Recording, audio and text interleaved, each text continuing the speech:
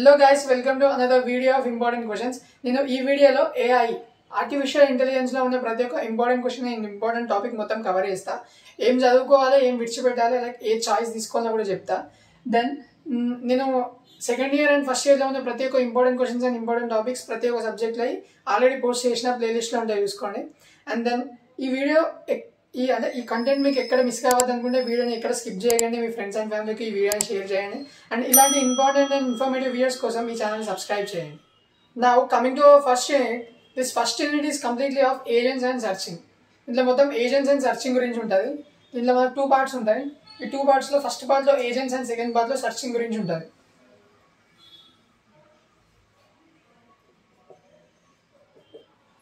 Okay, ఇందులో ఫస్ట్ది ఏజెంట్స్లో మనకు 2 టైప్స్ ఉన్నాయి.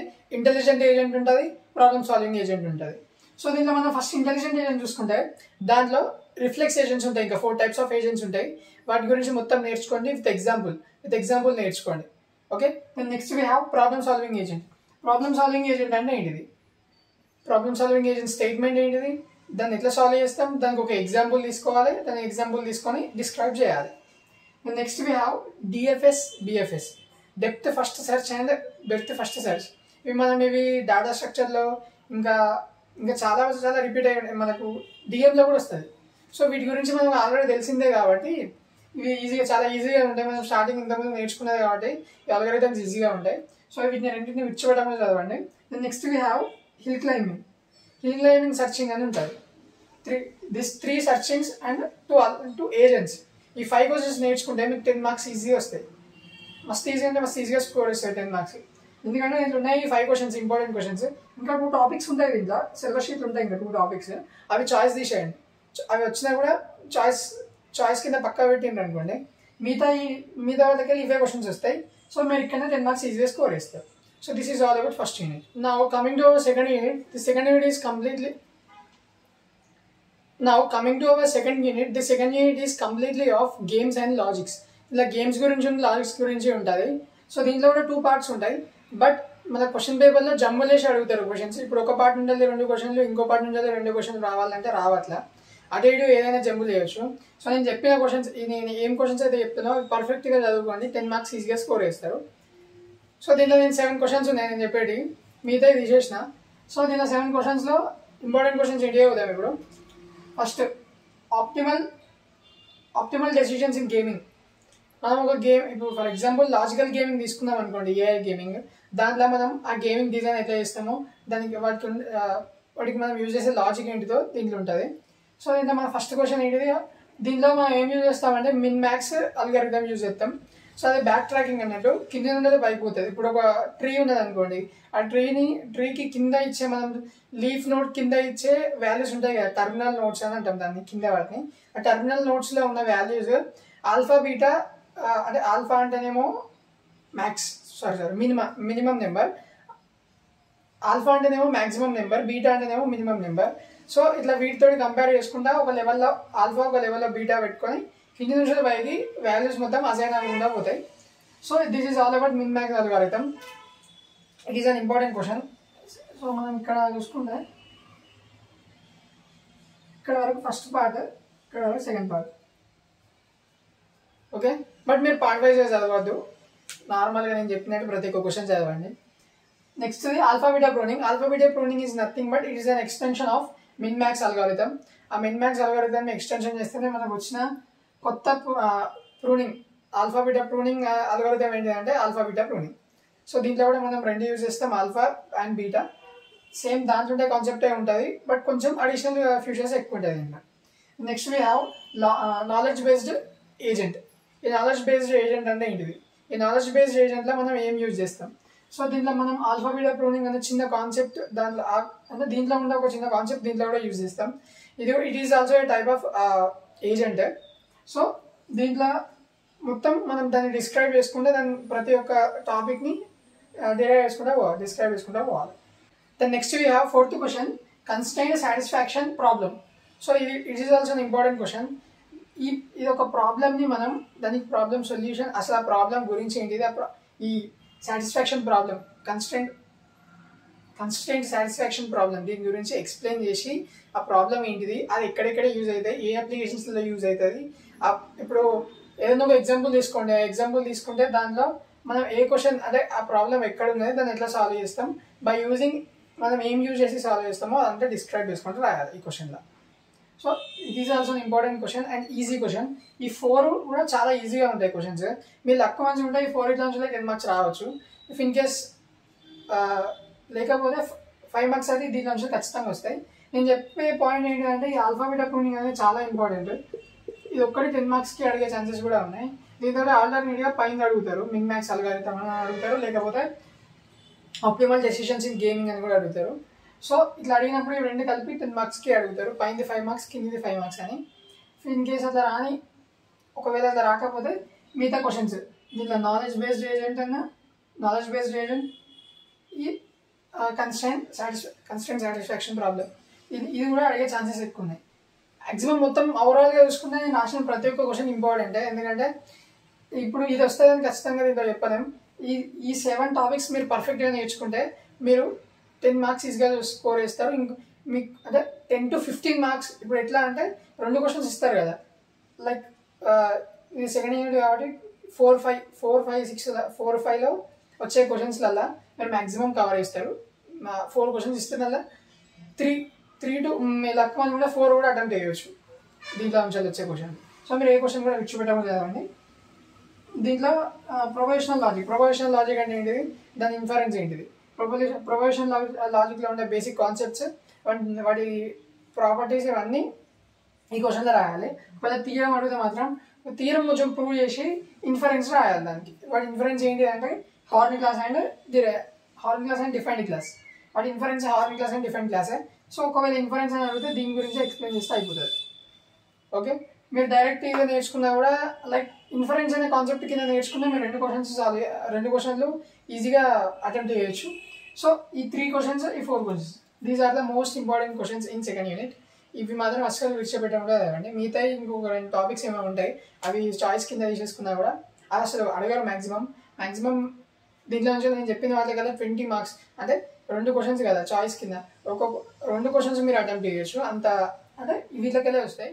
Now coming to our third unit, this third unit is completely of first order logic. ఈ third unit మొత్తం FOL first order logic మీదనే base అయి ఉంటుంది. సో దీంట్లో మన ఫస్ట్ బేసిక్ క్వశ్చన్ ఏంటంటే first order logic. So this is a most important question. ఖచ్చితంగా 10 marks ఈ ఫస్ట్ ఆర్డర్ లాజిక్ నుంచి వస్తాయి, ఖచ్చితంగా వస్తాయి. ఒకవేళ ఇది 5 మార్క్స్కి వచ్చింది అనుకోండి, ఇంకో ఆల్టర్నేట్ క్వశ్చన్స్ ఉంటాయి కదా, అవి 3 యూనిట్ నుంచి ఏదో ఒకటే ఉంటుంది. సో మీరు ఫస్ట్ ఆర్డర్ లాజిక్ ఫస్ట్ నేర్చుకోండి, మస్ట్ అండ్ షుడ్. దీంట్లో we have syntax and semantic of first order logic, applications of first order logic and inference of first order logic and knowing knowledge engineering in first order logic. So ఈ 4 topics ఉన్నాయి. ఈ 4 topics మీరు ఖచ్చితంగా నేర్చుకోండి పర్ఫెక్ట్గా. నేర్చుకున్న తర్వాత ఒకవేళ వీటి నుండి 10 మార్క్స్ వస్తే ఏం కాదు. ఇన్ కేస్ ఇక్కడ నుండి 5 మార్క్స్ అడిగింది అనుకోండి, నెక్స్ట్ అడిగే క్వశ్చన్స్ ఈ 3 నుండి ఏదో ఒకటి ఉంటుంది. ఈ 3 నుంచి ఏదో ఒకటి అడుగుతారు. మ్యాక్సిమం ఇది ఫస్ట్ ఆర్డర్ లాజిక్ నుంచి అడుగుతాను కాబట్టి difference between first order logic and prepositional logic అని అడిగే ఛాన్సెస్ ఎక్కువ ఉన్నాయి. సో దీని తర్వాత నెక్స్ట్ చదివే క్వశ్చన్ ఇది చదవండి. ఇవి కాకుండా మేబీ మీకు లక్ బాగుంటే ఈ ఇచ్చే 2 క్వశ్చన్స్ ఈ 4 నుండి రావచ్చు, ఎందుకంటే ఉన్నాయి ఈ 4 క్వశ్చన్స్ కాబట్టి. సో మీరు ఫస్ట్ ఇవి 2 చదివిన తర్వాత చూసుకుంటే ఇవి 2 చూసుకోండి. ఏంటి అంటే ఇవి forward chaining and backward chaining. Next we have ontological engineering అనే ఒక టాపిక్ ఉంటుంది, ఇది కూడా చదువుకోండి. దీంట్లో ఉన్నాయి ఈ 4 క్వశ్చన్స్. ఈ 4 క్వశ్చన్స్ పర్ఫెక్ట్గా చదువుకున్నారు అనుకోండి, మీకు 10 మార్క్స్ ఈజీగా 10 మార్క్స్ అయింది. మీరు ఇచ్చే 2 క్వశ్చన్స్కి ఈజీగా అటెంప్ట్ చేయొచ్చు. ఇక్కడ చూసుకుంటే ఓన్లీ ఈ ఫస్ట్ ఆర్డర్ లాజిక్లో 4 టాపిక్స్ ఉన్నాయి, ఇండివిజువల్ టాపిక్స్. ఇవన్నీ ఇండివిజువల్గా నేర్చుకోండి. ఆ 4లో ఏదో ఒకటి అడిగేది తెలియదు. సో మీరు ఫస్ట్ ఆ 4 ఇండివిజువల్గా నేర్చుకున్న తర్వాత difference between first order logic and prepositional logic, inference, ఇది నార్మల్ డిఫరెన్స్ నేర్చుకోండి అండ్ ఇన్ఫరెన్స్ కూడా నేర్చుకోండి. డిఫరెన్స్ బిట్వీన్ ఇన్ఫరెన్సెస్, దీని ఇన్ఫరెన్స్ ఏంటిది, దాని ఇన్ఫరెన్స్ ఏంటిది, ఇట్లా బోత్ కంపేర్ చేసుకుంటే మనకు ఆన్సర్ రాయాలి. సో నేను దీంట్లో కూడా ఫస్ట్ పార్ట్ సెకండ్ పార్ట్ అని ఏమి ఉండదు. సో ఏ క్వశ్చన్ అయినా అడిగే ఛాన్సెస్ ఎక్కువ ఉన్నాయి. So this is all about third unit. Now coming to fourth unit, this fourth unit is completely off planning గురించి ఉంటుంది. సో ఈ ప్లానింగ్లో ఏం చేయాలంటే మనం ఇట్లా ఫస్ట్ టాపిక్ ఏంటిదంటే classical planning. Classical planning it is an important question. So మన క్లాసికల్ ప్లానింగ్ అనేది బేసిక్ ప్లానింగ్ అల్గోరిథం. ఇది ఫస్ట్ మనం బేసిక్గా నేర్చుకోవాలి. సో అది నేర్చుకుంటే మనకి ప్లానింగ్ గ్రాఫ్ అనేది ఈజీగా వస్తుంది. సో క్లాసికల్ ప్లానింగ్లో ఏముంటాయంటే దాని ప్రాపర్టీస్ ఏంటి, దాని క్లాసికల్ ప్లానింగ్ అంటే ఏంటిది, దాని నుంచి టైప్స్ ఏంటి, క్లాసికల్ ప్లానింగ్ టైప్స్ ఇవన్నీ డిస్క్రైబ్ చేయాలి. So the next we have algorithm for planning state space search, SSS, SQ అని కూడా అంటాం, స్టేట్ స్పేస్ సెర్చ్. సో దాని గురించి మనం ఎక్స్ప్లెయిన్ చేయాలి. దాని అల్గోరిథం ఏంటి, దాని ప్రాపర్టీస్ ఏంటి, అండ్ దాని flow of diagram, like diagram కాదు అల్గోరిథం ఫ్లో ఉంటుంది కదా, స్టెప్ బై స్టెప్ ప్రాసెస్ ప్రతి ఒక్కటి ఎక్స్ప్లెయిన్ చేసుకుంటూ పోవాలి. So this is all about second topic. Next we have third topic, planning graph. అసలు ప్లానింగ్ గ్రాఫ్ అంటే ఏంటిది, ఆ ప్లానింగ్ గ్రాఫ్లో ఉండే ప్రాపర్టీస్ ఏంటి, మనం ఒక ఎగ్జాంపుల్ తీసుకోవాలి. ఒక గ్రాఫ్ ఎగ్జాంపుల్ తీసుకొని దానికి ఈ ప్లానింగ్ గ్రాఫ్, ఆ గ్రాఫ్ని రిప్రజెంట్ చేసుకుంటూ ప్లానింగ్ ఎలా మనం ఈ ప్లానింగ్ అల్గోరిథం అనేది ఎట్లా పాసిబుల్ అవుతుందో ప్రతి ఒక్కటి ఎగ్జాంపుల్గా ఎక్స్ప్లెయిన్ చేసుకుంటూ పోవాలి. Next we have hierarchical planning. Hierarchical planning అంటే ఏముండదు, ఇట్లా goal state, sub goal state ఇవన్నీ ఉంటాయి. వీటి గురించి మొత్తం ఇండివిజువల్గా ప్రాపర్టీస్ ఉంటాయి, వాటిని గురించి ఎక్స్ప్లెయిన్ చేసుకుంటూ పోవాలి. ప్రతి కాంపోనెంట్ గురించి ఎక్స్ప్లెయిన్ చేసుకుంటూ పోవాలి స్టెప్ బై స్టెప్గా. This is all about hierarchical planning.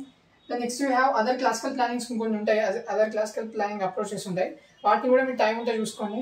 But దానికన్నా ముందు మీరు ఫస్ట్ ఈ classical planning approach, algorithm for state space search, planning graph, hierarchical planning, మీరు ఈ 4 నేర్చుకోండి. 4 పర్ఫెక్ట్గా నేర్చుకున్న తర్వాత మీరు ఏ క్వశ్చన్కి అయినా పోండి.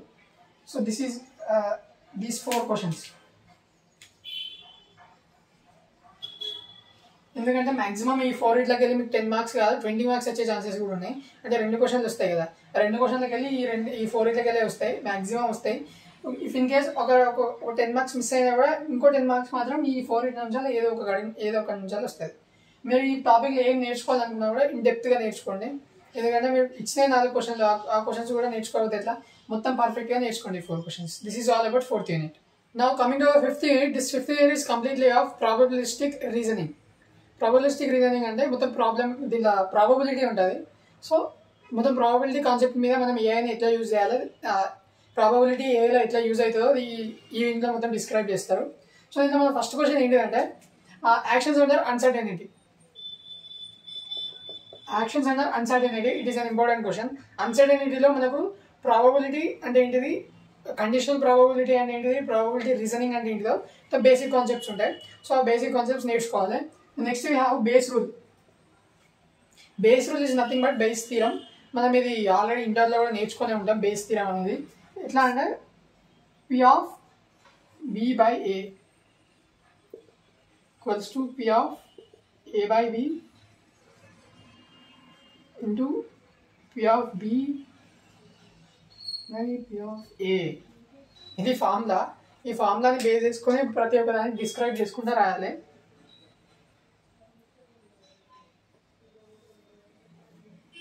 సో ప్రతి ఒక్క కాంపోనెంట్ని డిస్క్రైబ్ చేసుకుంటూ రాయాలి. దాని అసలు బేస్ థీరం అంటే ఏంటిది, బేస్ థీరం ఎట్లా యూజ్ అవుతుంది, దాని అప్లికేషన్స్ ఏంటి, ఈ చిన్న చిన్న కాన్సెప్ట్స్ అన్ని దీంట్లో ఇంక్లూడ్ చేసుకొని ఈ బేస్ రూల్ గురించి మొత్తం నేర్చుకోండి.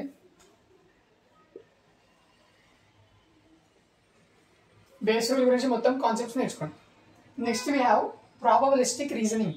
ఇది దీంట్లోనే వస్తుంది, అన్సర్టెనిటీ కిందకే వస్తుంది. సో దీన్ని అన్సర్టెనిటీనే కలుపుకొని చదువుకోండి. లైక్ దాంట్లోనే ఉంటుంది కాబట్టి మీరు ఆ కాన్సెప్ట్ పర్ఫెక్ట్గా ఇన్డెప్త్గా నేర్చుకుంటే దాంట్లో ఈ ప్రాబబిలిస్టిక్ రీజనింగ్ కూడా దాంట్లోనే కలుస్తుంది. అండ్ దిస్ కండిషనల్ డిస్ట్రిబ్యూషన్ కూడా, కండిషనల్ డిస్ట్రిబ్యూషన్ ఈ బోత్ దీంట్లోనే వస్తాయి. సో మీరు ఈ యాక్షన్ అండర్ అన్సర్టెనిటీ అనే టాపిక్ని ఇన్డెప్త్గా నేర్చుకున్నారనుకోండి, ఈ 2 టాపిక్స్ దాంట్లోనే వస్తాయి. సో మీరు ఈ 3 టాపిక్స్లో ఏది ఇచ్చినా కూడా ఒకటే ఆన్సర్ రాయొచ్చు. అంటే ఐ మీన్ ఒకవేళ ప్రాబబిలిటీ రీజనింగ్ ప్రాబబిలిస్టిక్ రీజనింగ్ అని వస్తే అన్సర్టెనిటీ గురించి రాసి ఈ ప్రాబబిలిటీ రీజనింగ్ గురించి డిస్క్రైబ్ చేయాలి, ప్రాబబిలిస్టిక్ రీజనింగ్ గురించి. నెక్స్ట్ ఒకవేళ కండిషనల్ డిస్ట్రిబ్యూషన్ గురించి వస్తే దీన్ని అన్సర్టెనిటీ గురించి రాయండి, రాసిన తర్వాత ఈ కండిషనల్ డిస్ట్రిబ్యూషన్ గురించి ఎక్స్ప్లెయిన్ చేయండి. So these both are important questions, అంటే ఇవే ఇంపార్టెంట్ క్వశ్చన్స్ దీంట్లో. Next we have Bayesian network. Bayes network అనేది it's most important question. So దీంట్లో నుంచి ఒక క్వశ్చన్ మనం ఎక్స్పెక్ట్ చేయవచ్చు, అండ్ ఈ బేసిస్ నెట్వర్క్ నుంచి ఒక క్వశ్చన్ ఎక్స్పెక్ట్ చేయవచ్చు. ఎందుకంటే ఈ బేసిస్ నెట్వర్క్స్ దీంట్లో 3 ఉంటాయి, 3 కాదు 2 టాపిక్స్ ఉంటాయి, 2 సబ్ టాపిక్స్. ఏంటి అంటే సిమాంటిసిస్ ఒకటి, బేసిక్ నెట్వర్క్ సిమాంటిసిస్ ఒకటి, ఇంకోటి approximate inference of basic networks theorem. Basic networks theorem prove చేయాలి, దానికి అప్రాక్సిమేట్ ఇన్ఫరెన్స్ ఏంటిదో నేర్చుకోవాలి, అండ్ దాని సిమాంటిసిస్ ఏంటి కూడా నేర్చుకోవాలి. So this is also important question. ఇంకోటి ఇక్కడ ఇంకో క్వశ్చన్ ఉంటుంది, రిలేషనల్ ఫస్ట్ ఆర్డర్ ప్రాబబిలిటీ అని. ఇది ఒక చిన్న టాపికే, ఇది కూడా చూసుకోండి. మ్యాక్సిమం మేబీ అడగకపోవచ్చు, బట్ ఇది కూడా ఒకసారి చూసుకుంటే మీకు ఈజీ అవుతుంది. ఎందుకంటే ఫర్ ఎగ్జాంపుల్ ఇక్కడ ఉన్న ఎన్ని క్వశ్చన్స్ మనకు 1, 2, 3 కదా, లైక్ ఈ 2 కలిపి ఒక క్వశ్చన్ అనుకోండి. ఈ మొత్తం నేను చెప్పినట్టు అన్సర్టెనిటీ గురించి ఇండెప్త్గా నేర్చుకుంటే ఇవి కూడా దాంట్లో రిపీట్ అవుతాయి, కాబట్టి ఏం కాదు. సో మనకి ఇక్కడ మొత్తం ఎన్ని క్వశ్చన్స్ ఉన్నాయి, 1, 2, 3 ఉన్నాయి. సో 4 అనుకోండి. ఒకవేళ వీటి నుండి ఏదైనా బై మిస్టేక్లా ఏదో ఒక 5 మార్క్స్ వచ్చినా కూడా ఇంకో నెక్స్ట్ ఛాన్స్ ఉండే క్వశ్చన్, నెక్స్ట్ అడిగే క్వశ్చన్ ఈ relation first order probability. So ఈ 5 టాపిక్స్ ఇండెప్త్గా పర్ఫెక్ట్గా నేర్చుకొని మీకు 10 మార్క్స్ ఎటు 10 మార్క్స్ కాదు 20 మార్క్స్ ఎక్స్పెక్ట్ చేయొచ్చు ఈ క్వశ్చన్స్ నుంచి. సో మీరు దీంట్లో ఏదో ఒకటి చాయిస్ కింద తీసుకొని చదువుకుందాం అనుకుంటే ఇది మాత్రం పర్ఫెక్ట్గా చదువుకోండి.